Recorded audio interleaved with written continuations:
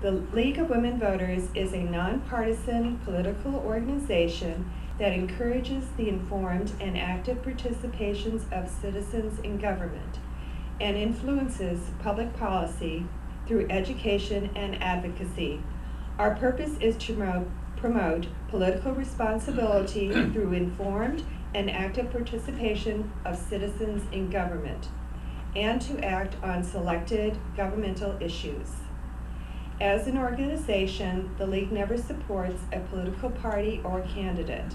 However, the League recognizes the role of political parties in our form of government and believes that participation in the activities of political parties is an essential ingredient of citizen responsibility. Here's our program for tonight. Each candidate will make a 3-minute opening statement. The moderator, Jacob, will ask questions provided by the audience. Each candidate will be given 1 minute to answer the question. The order of questioning will be alternated with each question. Each candidate will give a 2-minute closing statement. And now I'm going to turn it over to our moderator, Jacob McClellan from KRCU. Thank you very much, Jan. And I'm going to introduce our 6 candidates. We have 6 candidates tonight in this forum. They include independent candidate Thomas W. Brown, Doug Inyart from the Constitution Party, Dr. Robert George, an independent candidate, Democratic candidate Steve Hajus, Libertarian Bill Slants, and Republican candidate Jason Smith. Thank you so much, gentlemen, for coming here to meet with us tonight. All right, we're going to go ahead and move on to our introductions now. And we are going to go in alphabetical order. So we'll begin with Mr. Brown. Please keep an eye on our timers over there. They may look unassuming, but they have mad ninja skills. And they will wrestle those microphones away from you if you go past the stop sign. So we are going to go ahead and turn over the floor to Mr. Brown. Thank you. I would like to thank the League of Women Voters and KRCU for inviting us to this. My name is Thomas Brown. I'm a conservative independent candidate running for Congress. I grew up on a farm in southeast Missouri and am a veteran of the United States Air Force. I am also hold a master's degree in administration. My goals for the 8th District of Missouri are to help produce good jobs with benefits, change the credit rating, reform medical care, work on the financial budget of the United States of America, and rewrite bills to be more specific. First, to bring back the jobs, we are what I consider a service country instead of an industrial country. We have very little growth in industry, and our district has 20% of the population in poverty. Tariffs and import taxes should be examined, and the Free Trade Act needs to be reviewed and amended. It is our duty to protect our jobs and companies and make sure that we can bring our jobs back.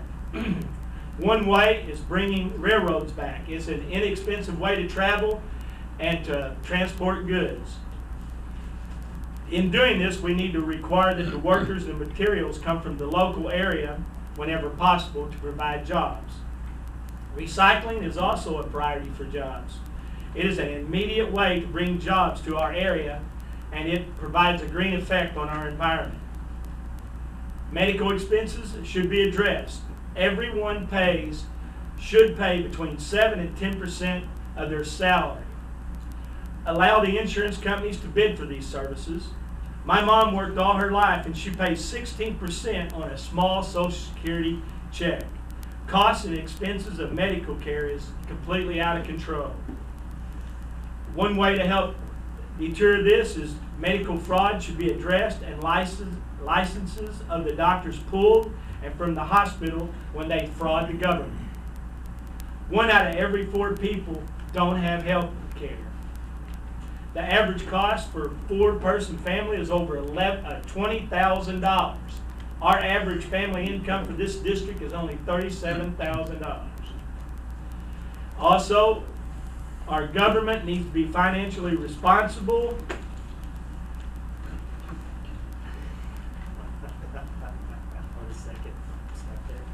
We need to stop spending our money out of the country until we get our budget under control.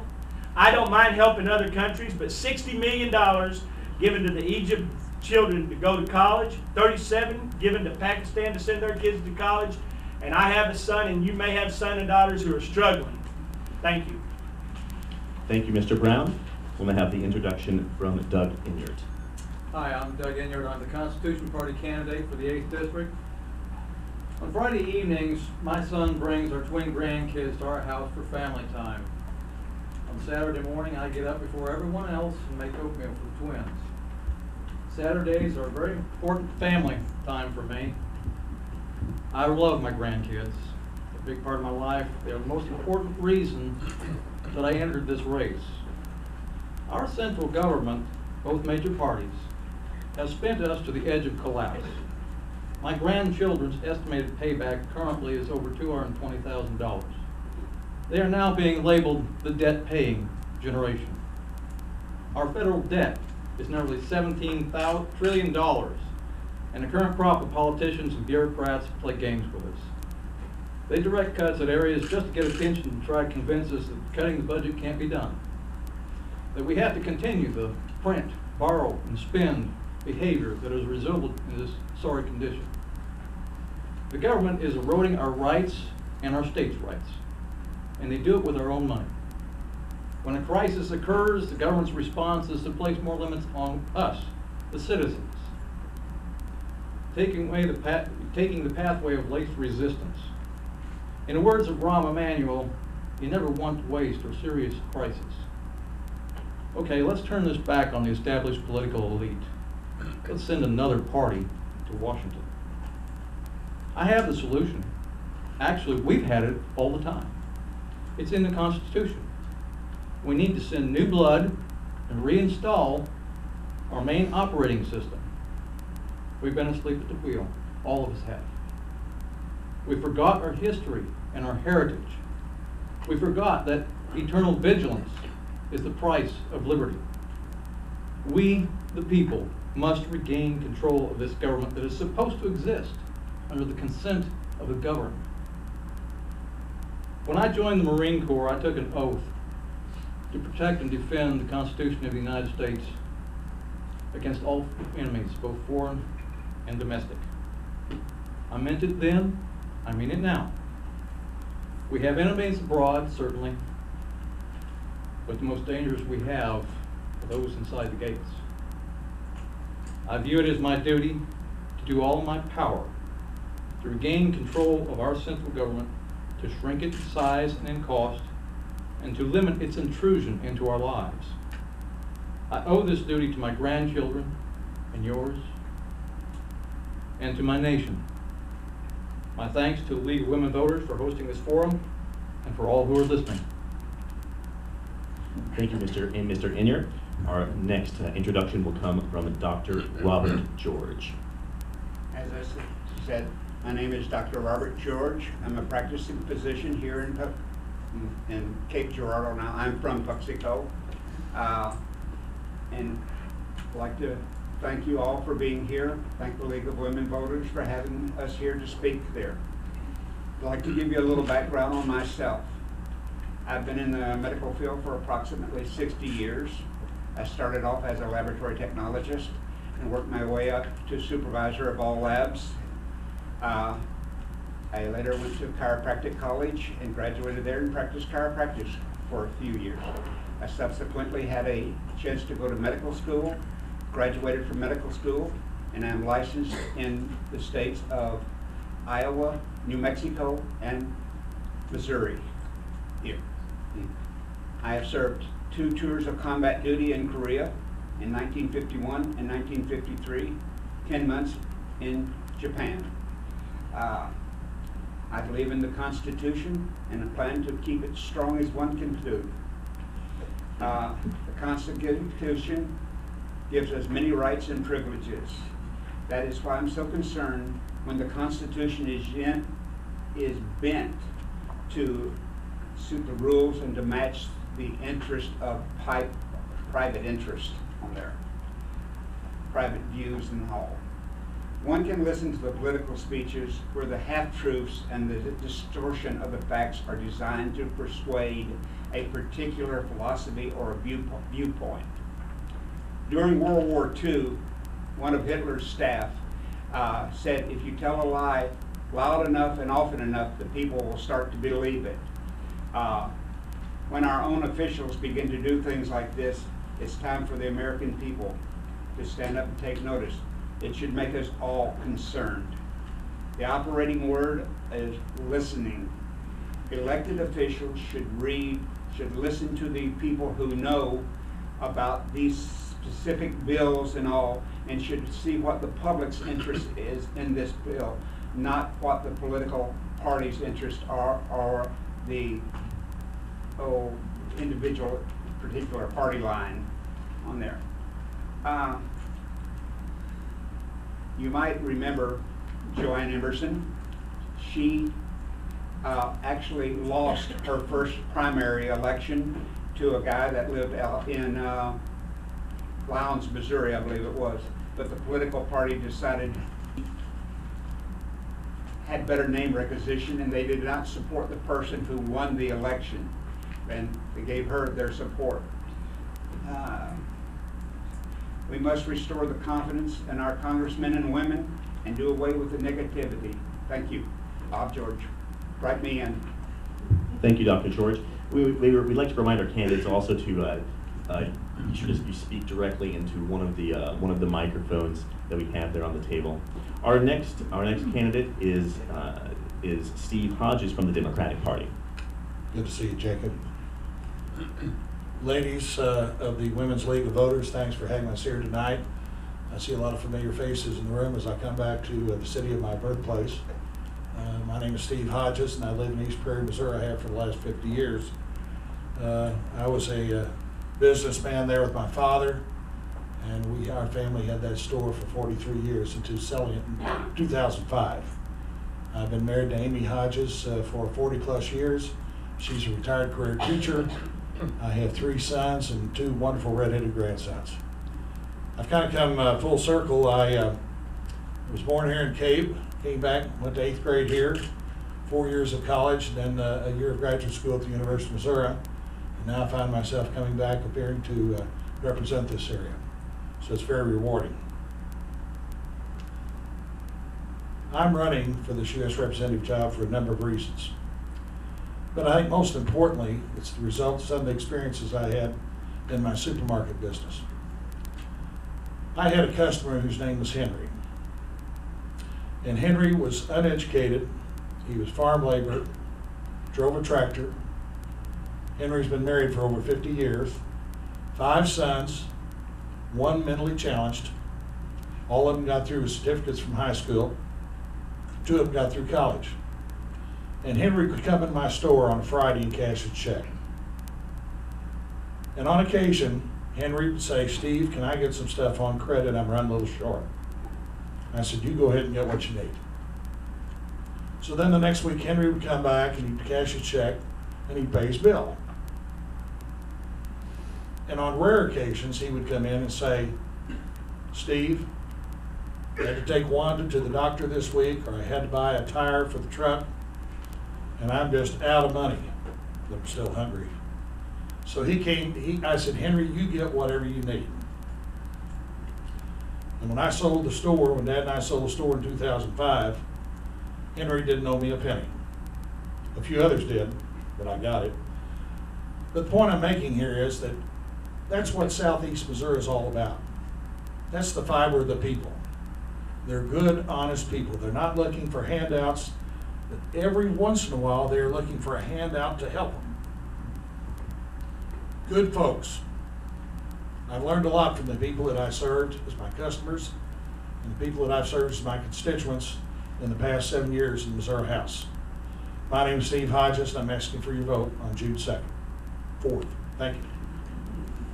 Thank you, Mr. Hajus. Our next introduction comes from Bill Slants from the Libertarian Party. Good evening. Thanks for having me. I'm running for U.S. Congress because now more than ever, we need someone who will stand up and unapologetically say, "Stop the madness." The voice of reason has been silent in all levels of government for far too long. I've always believed strongly in public service, but I thought my talents were best spent by running my business and creating jobs. After watching everything I cherish being compromised by big government mismanagement, I can no longer remain on the sidelines.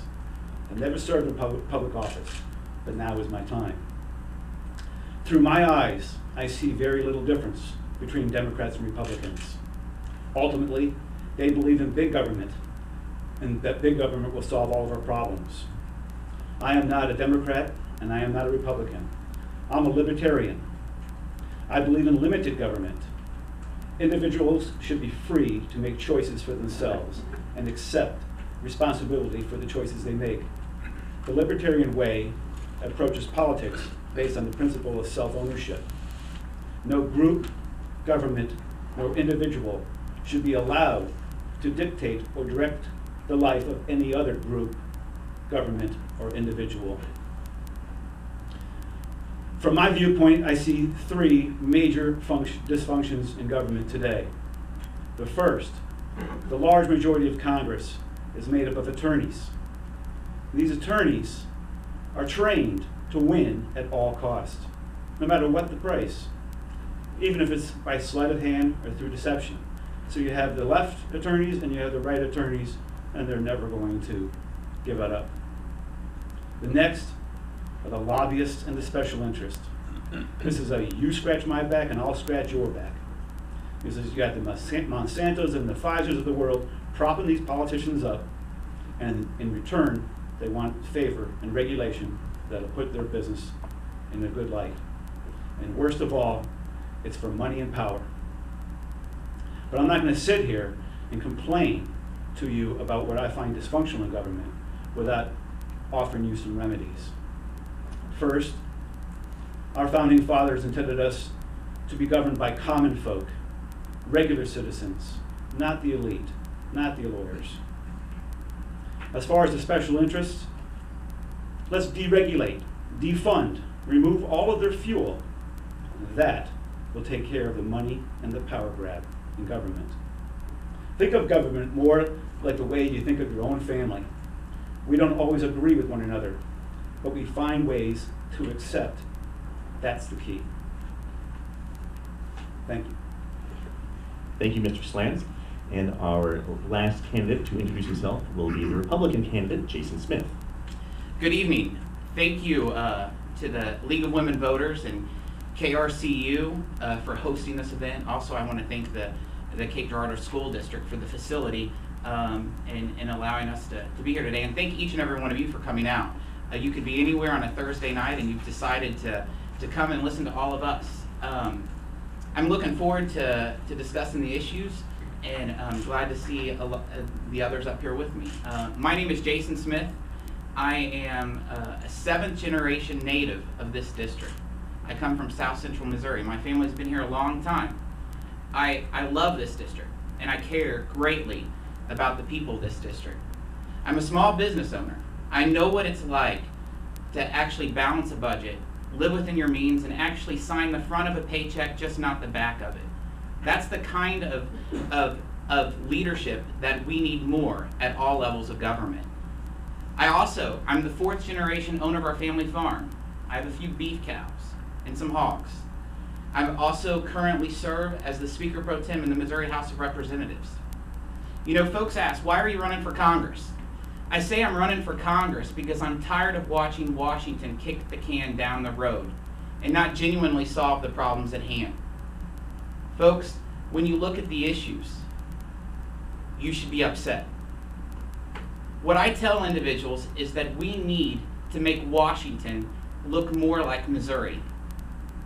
You know, in Washington, D.C., they just continue to spend and spend. You know, in fact, they haven't even passed a budget in more than 1,400 days, let alone balance a budget. In fact, Washington has failed to balance a budget 51 out of the last 56 years. But you know what they've done? They've continued to increase our debt ceiling limit. In fact, they've increased it more than 70 times since 1962. That's a problem, folks. When you look at our national debt of over $16.4 trillion, that's over $53,000 that each and every one of you owe. You know what we do in Missouri? We balance the budget. We live within our means. We can't print money. We can't borrow from China. Folks, we need to get serious.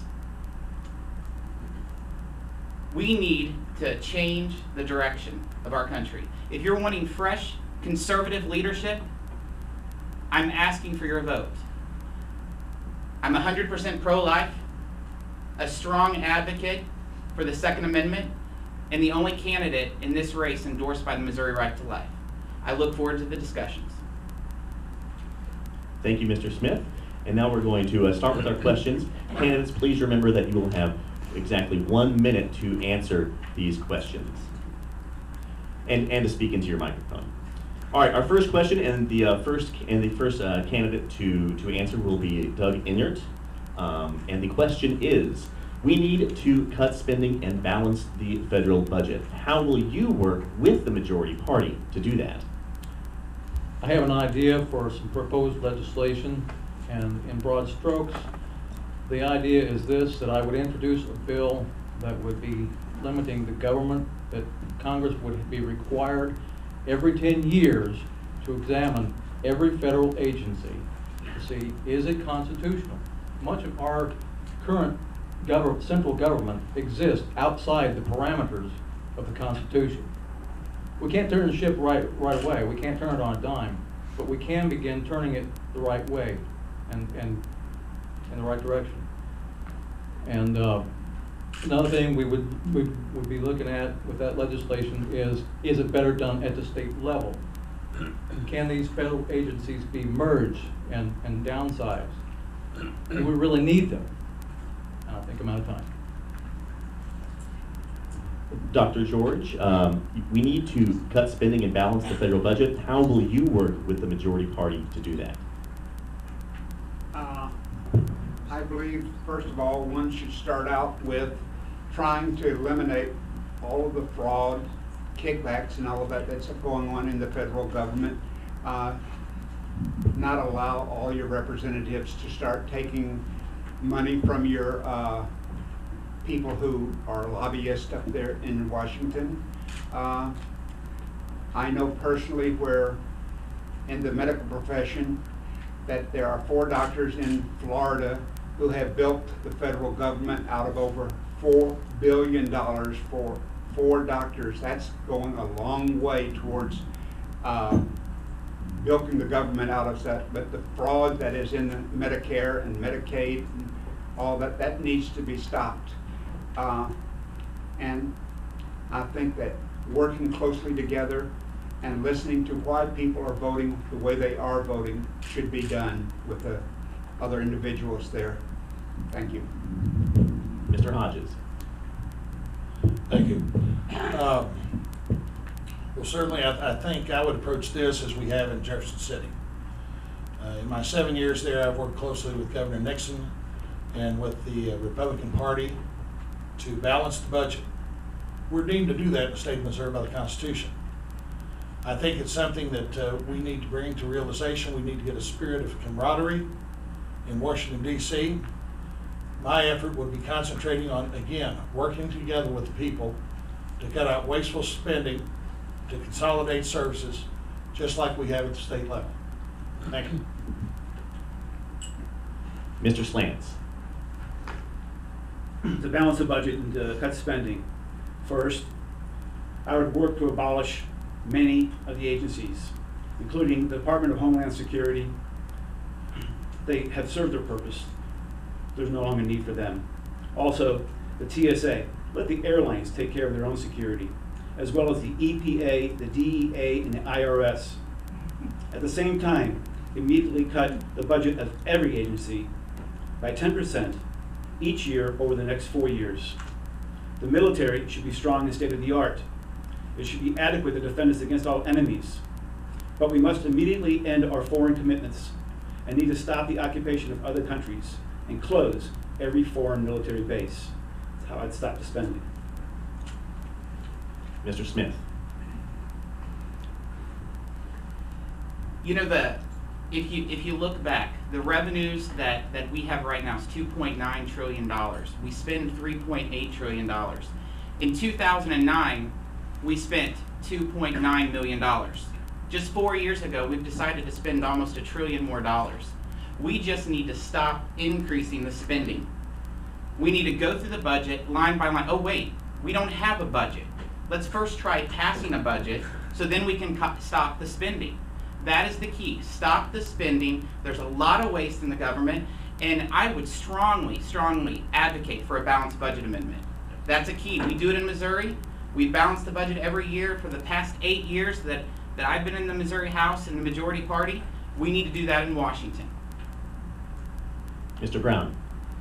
Number one is we need to bring our jobs back, because if people are working and paying taxes, it's going to help take care of that problem.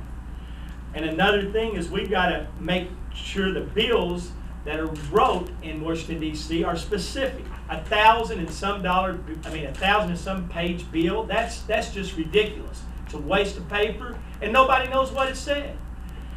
Another thing is if we make our bills specific and no loopholes, that extra earmark money isn't going to go out to somebody that doesn't need it. Also, we need to cut out the waste. We need to cut the salaries. The job this is gets $175,000 for a 182-day contract. It has a $1 to $1.5 million budget for salaries under them.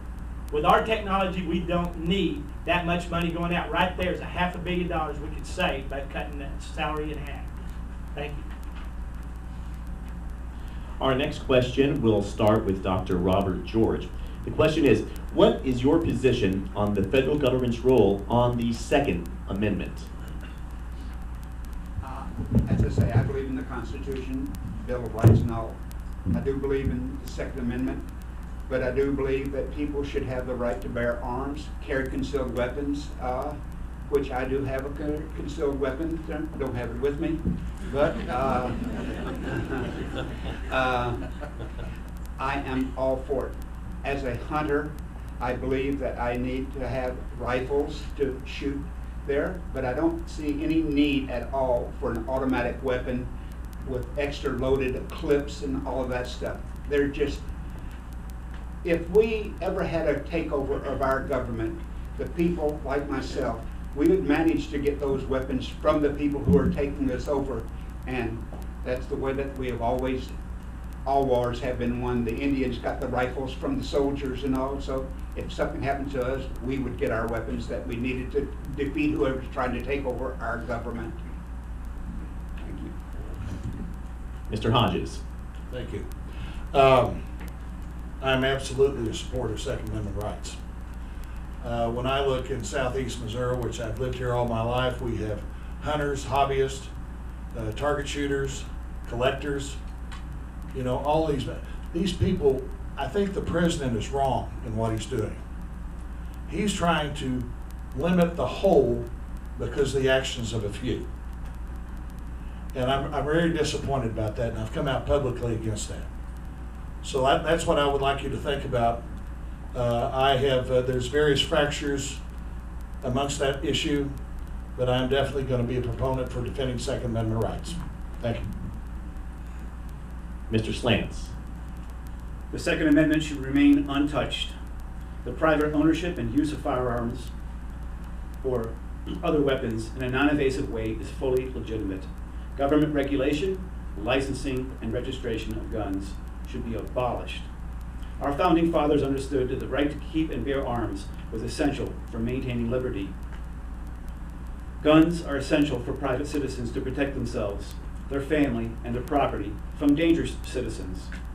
More importantly, an oppressive government. Guns are private property. It should not be placed into a specific regulated class. A gun might be used to harm another person. That person that uses a gun against someone else should be punished to the fullest extent of the law. But they should not be subject to prior restraint. Mr. Smith. As I stated earlier, I'm a lifetime member of the National Rifle Association. Strong believer in our Second Amendment rights. And whenever you pass gun control measures, it's it's only limiting our freedoms, freedoms of law-abiding citizens. There's enough laws on the books. Those laws need to be enforced. We don't need additional laws. Folks, when you pass laws on the books on guns and our Second Amendment right, it's much like saying we're going to ban soda to stop obesity. We gotta stop the nonsense. Mr. Brown. Well, I'm going to defend the Second Amendment. I'm an avid hunter and a proud gun owner, and in my opinion, the reason that people are killing people is because in most cases they've given up in faith and hope in the future. You know, in the cities, you know, these people that went crazy and killed all these kids, you know, that's just a crazy person. But, you know, people are killing people every day in the cities. And I think a lot of it is they have no faith and hope in the future and no jobs. If you have faith and hope in the future, I don't think they're going to commit this many crimes. But I will defend the Second Amendment on that because criminals are always going to get around the laws. Thank you. Mr. Inyard. The Second Amendment has no greater friend than the Constitution Party. The Constitution Party stands for the Constitution as it was originally intended and written and documented by the Founding Fathers. We have to remember also from history that the purpose of the Second Amendment isn't about hunting. It's not even about self-defense. This is about the people having the power to resist tyranny.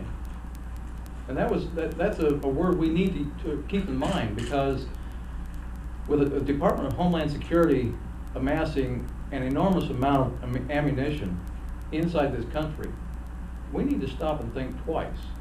Maybe we actually need to keep our guns, and we need to keep our ammunition, and we need to keep those clips. This current activity is just based on cosmetics, how a gun looks. There are many guns that are more powerful but legal.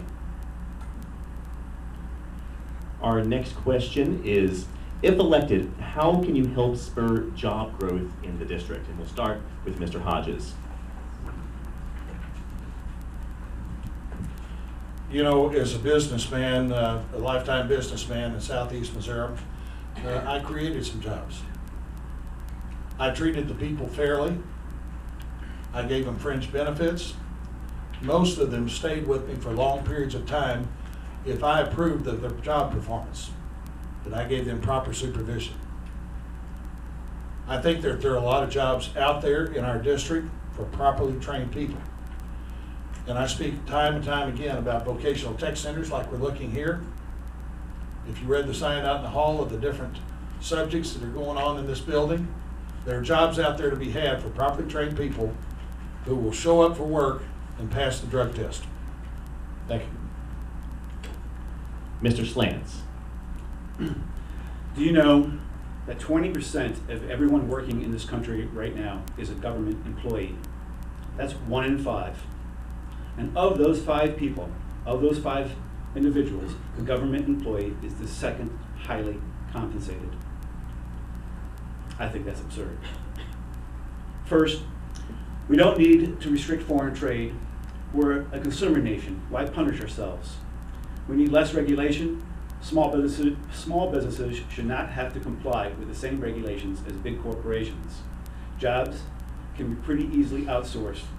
Our government fails to recognize and admit the fact that capital and jobs will move around the globe at lightning speed and will not stay where they are penalized by excessive taxation or regulation.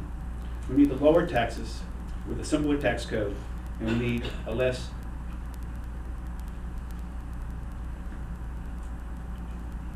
we need a less comfortable safety net. We need a less comfortable social safety net. Thank you.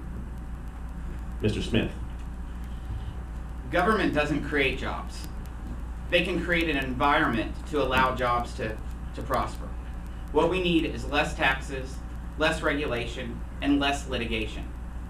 In Missouri, I passed a bill last year that reduced burdensome rules and regulations on the books. At the federal level, there's over 170,000 pages of burdensome rules. We just recently, a few weeks ago, had a company in Butler County, in Poplar Bluff, Nordyne, that one of the reasons they cited for closing is burdensome regulations, and they're moving to Mexico. If we don't get serious about it and eliminate these burdensome regulations that EPA and other regulatory agencies across our country that's putting on farmers and small businesses, we're going to lose more jobs. We have to reduce regulations, taxes, and litigation. Mr. Brown.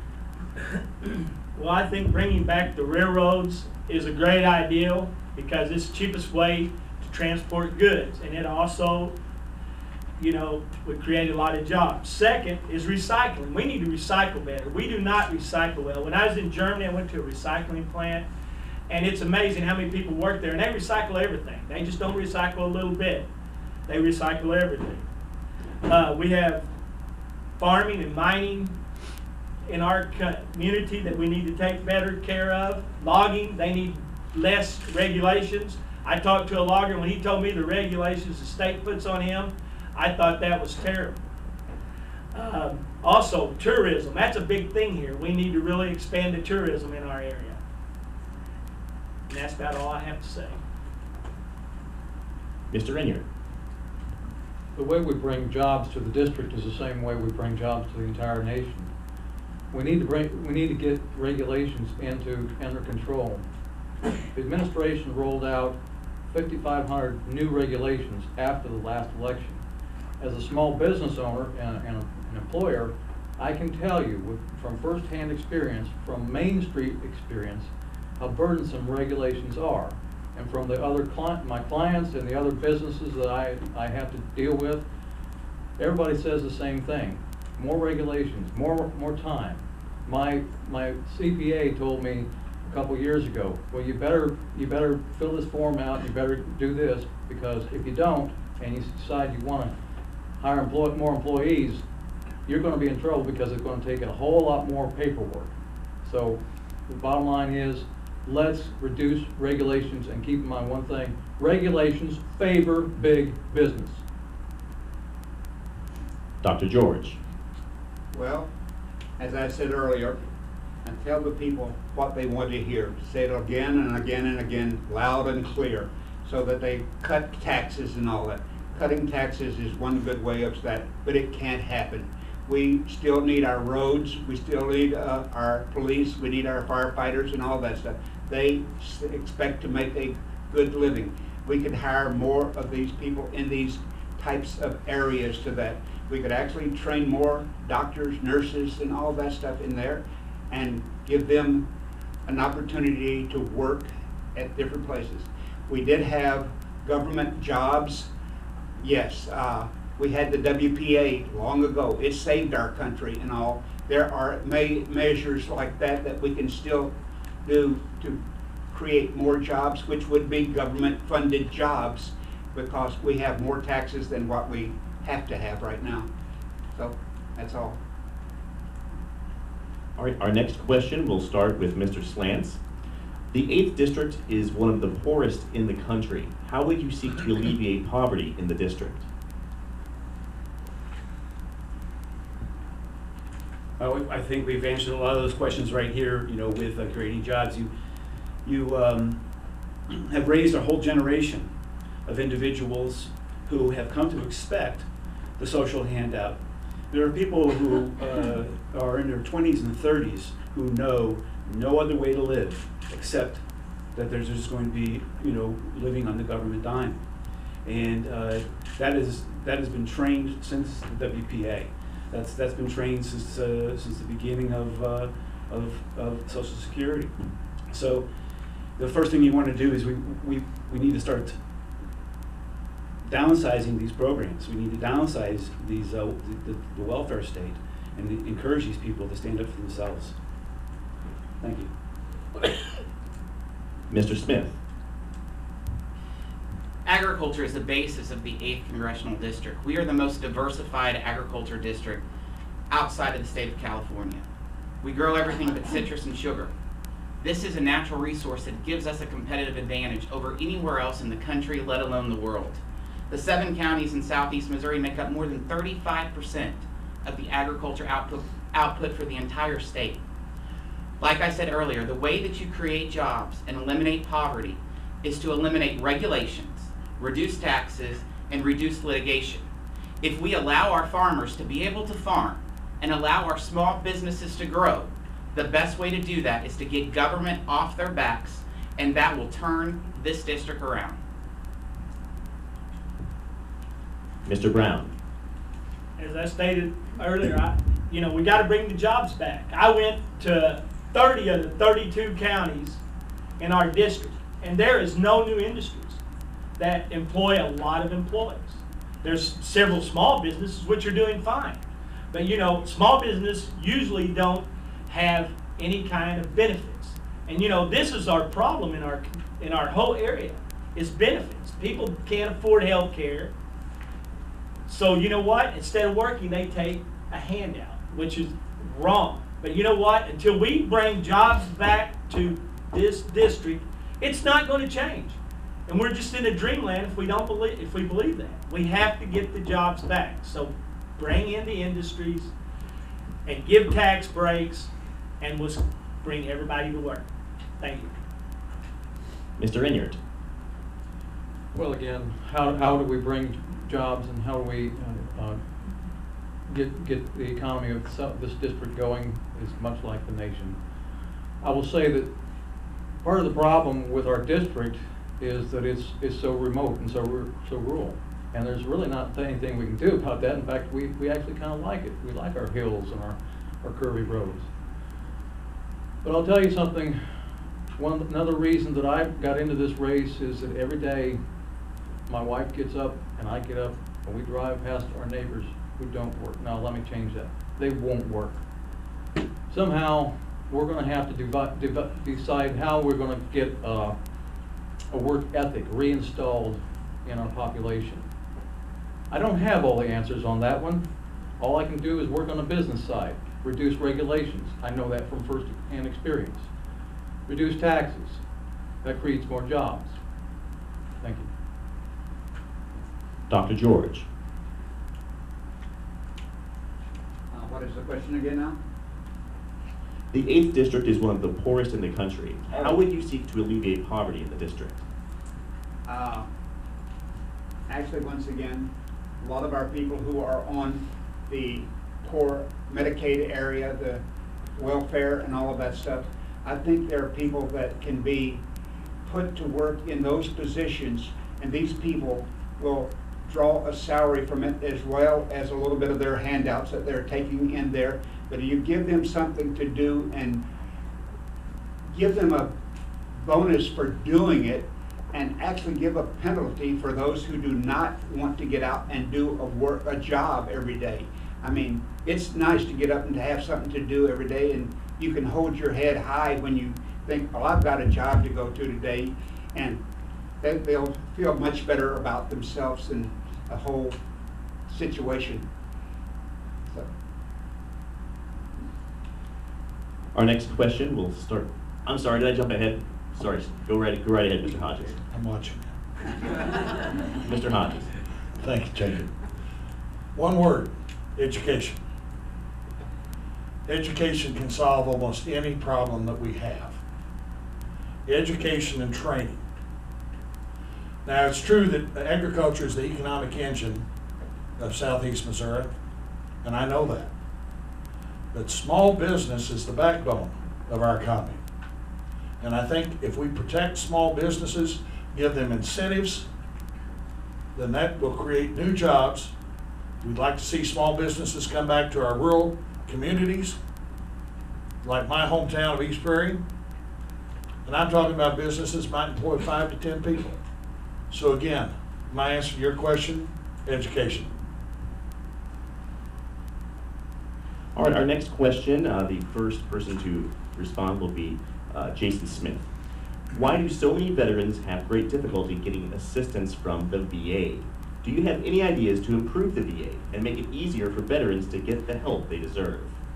You know, our veterans have served our country, and we have an obligation to protect their service and protect all their benefits. One of the most disturbing things that just happened in the sequestration is that President Obama decided to make cuts On who? The largest cuts were on our veterans. That's absolutely unacceptable. The veterans should never be used as a political tool, especially from our president. That's unacceptable, and we need to make sure that we always protect and fulfill the obligations that we owe to our veterans and make sure that they are provided with the utmost care. Mr. Brown. Being a veteran, and I have went to the Veterans Hospital, a lot of it is due that there's not enough people at the Veterans Hospitals to take care of all their patients. Also, a thing that I've seen there is a lot of people go and, they want benefits, which, we take for granted. I'll give you an example. I broke my foot when I was in the military, and I have a bone growing out of my foot.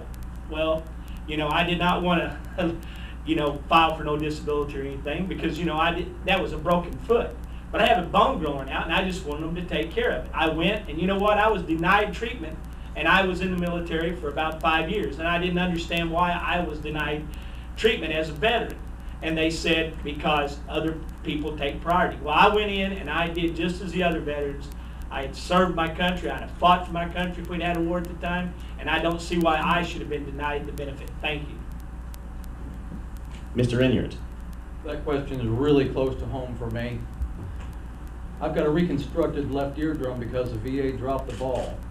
For 2 months I tried to get service and I could not get it.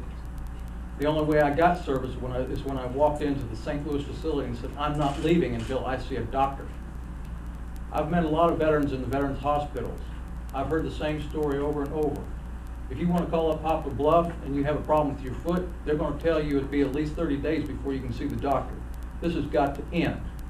Our veterans, we owe our veterans better than that. And I have a specific idea on how to fix that. Mainstream the veterans into the civilian medical services.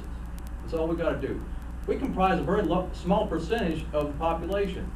And this is authorized under the Constitution as supporting the Army and the Navy. So let's mainstream the veterans into the civilian medical services. Dr. George. Well, I would say I think I'm the only combat veteran here that served 2 tours in Korea in 1951 and 1953. So I have actually been denied hearing aids, which I have a slight hearing aids defect from sitting in between 4 quad 50 machine guns in Korea, and I don't qualify for the VA benefits.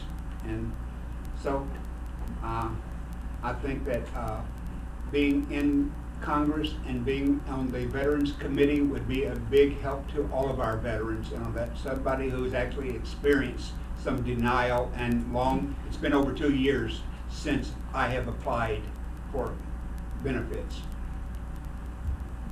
Mr. Hodges. Well, my father, a member of the Greatest Generation, quit high school in Sikeston, end of his junior year, and served 2 years in the Philippines in the jungle. And he came back and finished his education.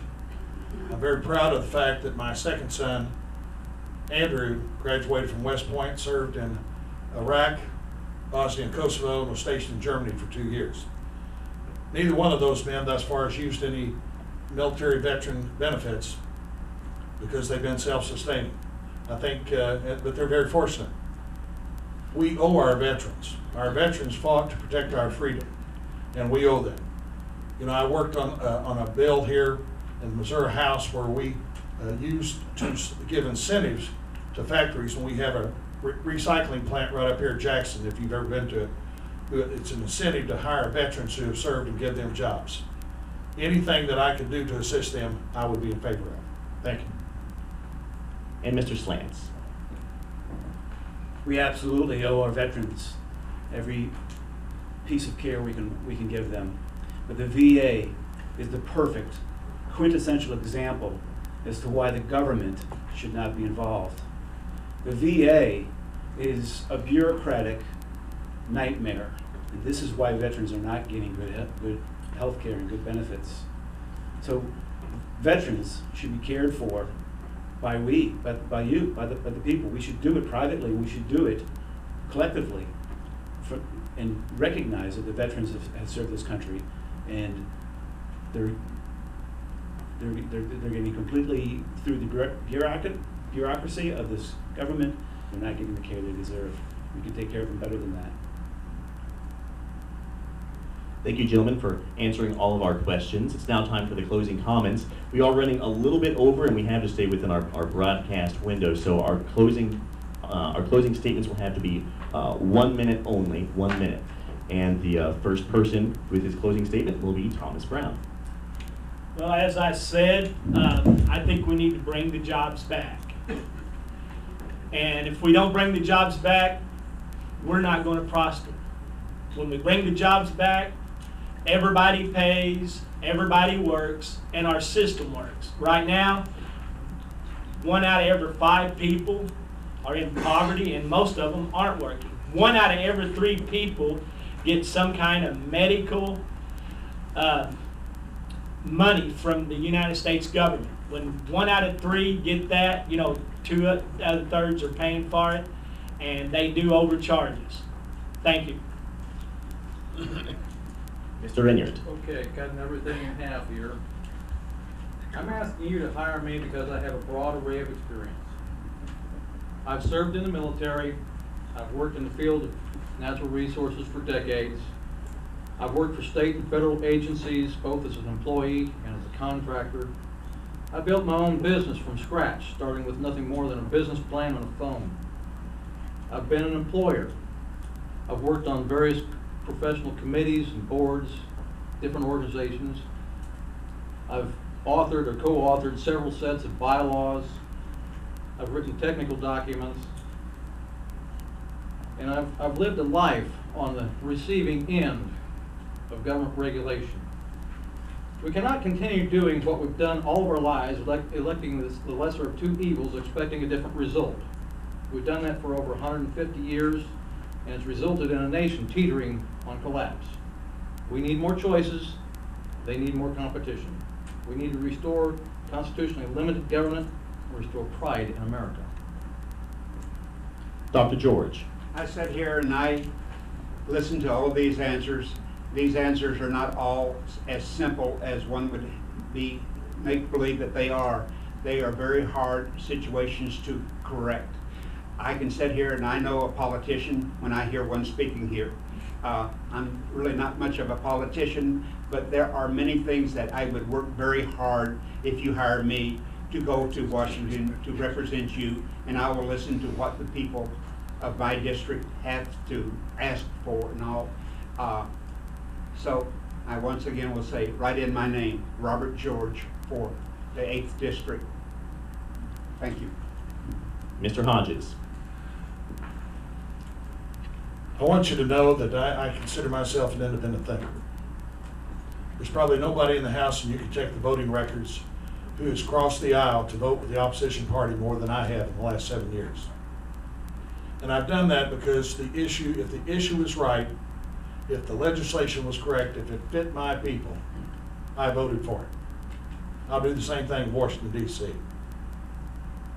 I've been a businessman, been involved in education as a member of the school board. I have agricultural knowledge. I worked on the farm back in my early high school days. If you've never loaded watermelons, you've really missed something, I'll tell you that. But nonetheless, I'm 64 years old. I've had a variety of life's experiences, and I think that makes me the best candidate to replace Representative Emerson in Washington, D.C. Thank you so much for all of you coming tonight. Thank you. Mr. Slants. Do you expect things to be better next year? If you don't, then why would you consider voting the same way you have in the past? Why would you consider maintaining the status quo and expect things to change? Isn't now the time to consider an alternative? Stop asking yourself, when will they fix it? You are they. You need to fix it. Part of my platform would be to repeal the income tax provision and corporate tax. Let's end government involvement in healthcare across the board. Here is my advantage to you. I do not need to be politically correct. I am beholden to no one except you. I have the freedom of never having to answer to special interests. Every policy decision I make will be based on principle, not party ideals. My party does not expect me to toe the party line.